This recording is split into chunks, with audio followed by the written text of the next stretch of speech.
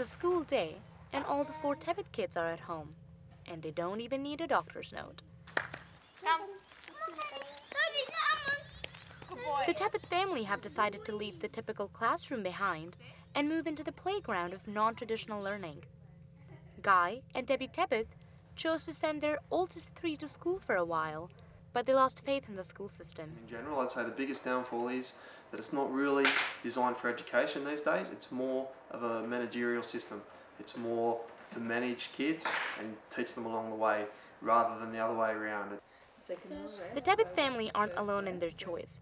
More than 50,000 Australian children were homeschooled in 2012. But what sets the Tibets apart from most homeschoolers is their approach. On the core subjects, we use more of the conventional style schooling, and on the more creative type subjects, then we just quite often just let it natural learn or unschool. Unschooling is a method of homeschooling in which a child is free to pursue the things they want to learn without having topics and tasks forced upon them. It really comes down to them, and they tend to enjoy the unschooling and the natural learning method a lot more. And it's more, what it does is it caters to their natural style, whereas a traditional conventional schooling method, it sort of forces them to learn a particular way, whereas natural learning allows them a lot more personal freedom, and with that they get to explore their own mind, they get to explore their own learning strategies. Courtney, Lauren, Casey, and Joel are growing up on this farm on the outskirts of Western Sydney. They choose their own classroom hours and have projects where they can let their imagination run wild. When it comes to certain projects or interests that they have, then we just stand back and they just go hell for leather. We have to hold them back, don't we, sometimes? Yeah. Which is good, which is the way we wanted it to be. Clay animation. Yeah. We make animations with the clay, and we've done a skit together. With 3 other siblings and 6 pet dogs, there isn't a lonely moment in the Tibet household. Unless they want one. I like to lay on top of the pump shed and play my iPod and listen to music Is that and where read a you book. always disappear to? Yeah. But they do admit that sometimes they miss their school friends. I'm really happy with homeschooling, but at one point when we were just starting off, I did miss all the friends that I made at school because they're still at school now, so I can't really meet up with them at all. Yeah, there's a few moments sometimes where you wish like, I wish I could be back at school, surrounded by all these people that I've known for so long, but most of the time, no. Having more kids, it gives them a bit more of a social environment at home, so they have, they sort of buddy up and they play games together and they do the normal kid type thing. And I think without their siblings here, it would be a lot more boring for them. Want some. But there are parents who choose to unschool their only child. Ozzy is a single mum living with her son Jacob in a 2-bedroom flat in Sydney. Her approach to unschooling could be considered more radical. I don't tend to use the term unschooling, but I know a lot of other people do.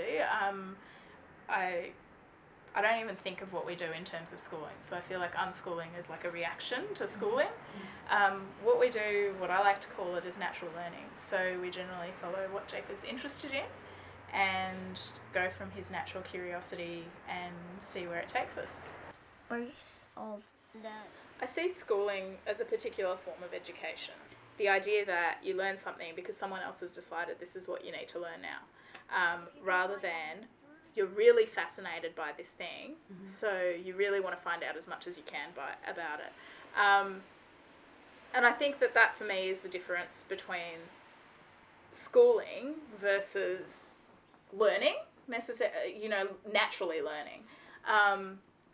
And I mean, for me, the latter option, naturally learning, is just so much more exciting and joyous. Well, I think it changes. Ozzy is a PhD student on a scholarship, which allows her to spend time at home with her son. And when they're not at home, they're probably traveling the globe. Travel for us is really important, and for me particularly, like my line of work is in international development, and I've always thought that travel was a great way of learning about the world, learning about the way things work, seeing things that you don't normally see in your everyday life. That looks like a ticket that's the stop. Bangkok What's Zoo. it say? Vietnam. At only 7 years old, Jacob has already traveled to almost 10 countries. While this is a great learning experience, In many other countries, homeschooling is illegal. Oh, Mum, remember when you fell off the tuk-tuk? We're lucky enough to live in a state, to be honest, that allows us to do this, because I also have friends in Germany who have looked into home educating their children and who have said that it's actually illegal. It's not an option open to them. So in some ways, I'm kind of just glad that we can do it. Under the Education Act, all home educators must register their children with the Board of Studies. There are currently 2,800 children being homeschooled in New South Wales, an increase of 30% over the last 4 years. But that's only the official number. Some believe that the home education movement is being driven underground as parents choose not to register their kids. It's also thought that up to 20% of home educators may actually be unschooling their children. It's no surprise that non-traditional forms of schooling have many critics. We talked to David Singer via Skype.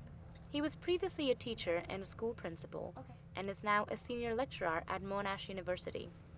While he recognizes the benefits of structured homeschooling, he has strong views on unschooling.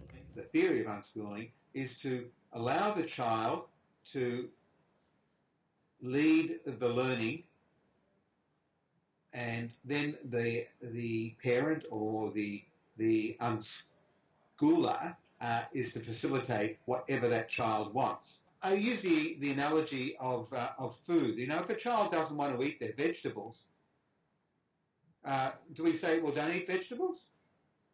If a child only wants to eat junk food, do we say, okay, eat junk food? Well, we know what the results are of that kind of laissez-faire dietary system is. It's obesity or else malnutrition. So similarly, it goes with education. Children need to have a balanced diet of educational experiences. And radical unschooling does not provide that for the child. Is there any research that suggests that unschooled children aren't successful in life in the long run? Well, the research that I've read about unschooling suggests that these children are not progressing to further education. They find it very difficult if they're unschooled up until completion, 17 years of age, that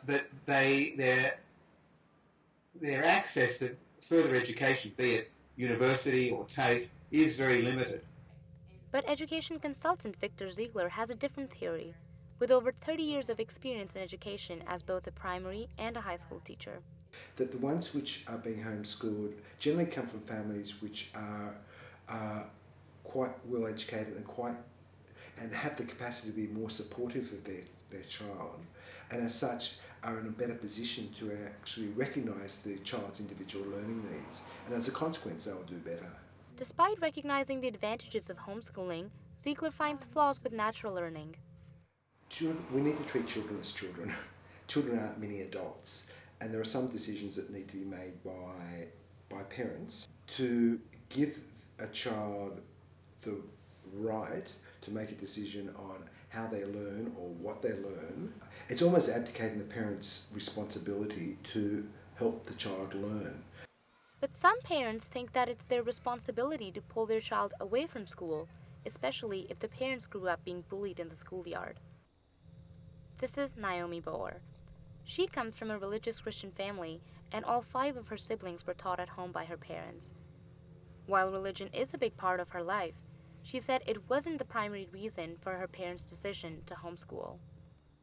Both my parents had terrible experiences at school. They found it really tough just because of bullying and so on. But yeah, I think it was kind of part of their reasoning as well, that there's so many negative influences at school that it's very easy to get sidetracked into stuff that you haven't really thought about.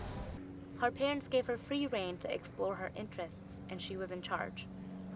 Like, I hated geography and history, like ancient geography and history. And they're like, that's fine, you don't have to study that, that's perfectly fine. So, I never saw that textbook again. Eventually, Naomi decided that she wanted to become a police officer. She now attends the University of Western Sydney, studying criminology. Well, the main reason I stopped studying homeschooling at year 10 was because there would be no academic, there was no HSC kind of thing for homeschoolers at the time. So I didn't see a point to studying for when I wouldn't be recognised for it. But when it got to the age of 18, I was like, yeah, I need to be with other people studying the same thing. So I decided to apply to come on campus. The transition to formal classroom was challenging for this 19-year-old. It took a little bit of time, not so much because I'm incredibly socially awkward, I think, but more just because I was starting in second year, I hadn't completed some of the core first year units. And so that was tough because, I didn't have the same people in all my classes to be friends with. I made a few friends.